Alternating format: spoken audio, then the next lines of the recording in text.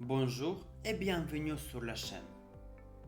Aujourd'hui, on continue à construire la base d'investissement. Dans la dernière vidéo, nous allons parler d'un prix d'une action. Mais il y a une erreur que presque tous les débutants font.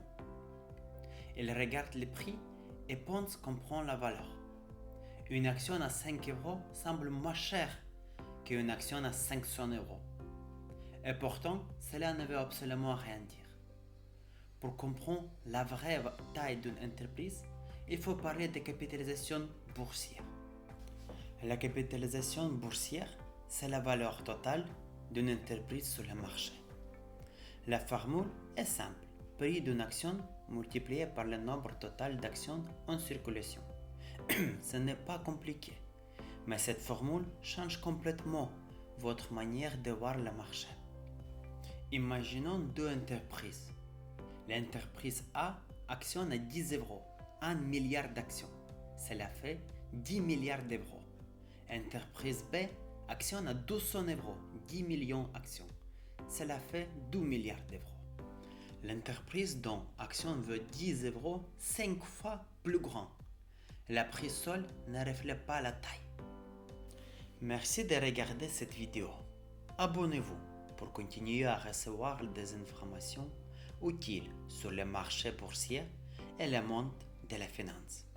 Les grandes capitalisations bougent généralement plus lentement.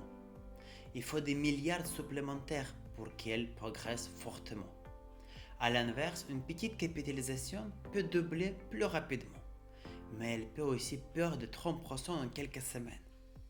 Regardons maintenant un cas réel. Prenons une entreprise connue, Apple. Apple compte plusieurs milliards d'actions en circulation. Sa capitalisation se mesure en milliers de milliards de dollars. Cela signifie qu'un mouvement de 5% représente déjà dizaines de milliards. À cette échelle, rien ne bouge rapidement. Maintenant, prenons une entreprise dont la capitalisation est 2 milliards. Pour doubler, elle va créer 2 milliards de valeurs supplémentaires. Ce n'est pas la même dimension. Ce n'est pas la même inertie. Plus l'entreprise est grande, plus il faut de capitalisation pour faire évoluer. Plus elle est petite, plus le mouvement peut être rapide. Et c'est ici que beaucoup d'investisseurs se trompent.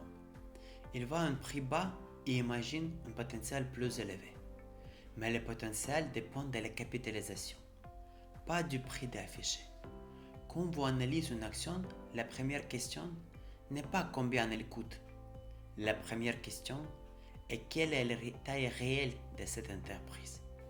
Maintenant que cette base est claire, nous pouvons aller plus loin. Parce que connaître la taille ne suffit pas encore.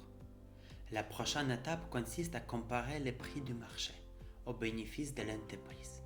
Et c'est exactement ce que nous verrons dans la prochaine vidéo, avec le ratio PE. Si cette contenu vous aide à voir le marché plus clairement, abonnez-vous pour ne pas manquer la suite. À très bientôt.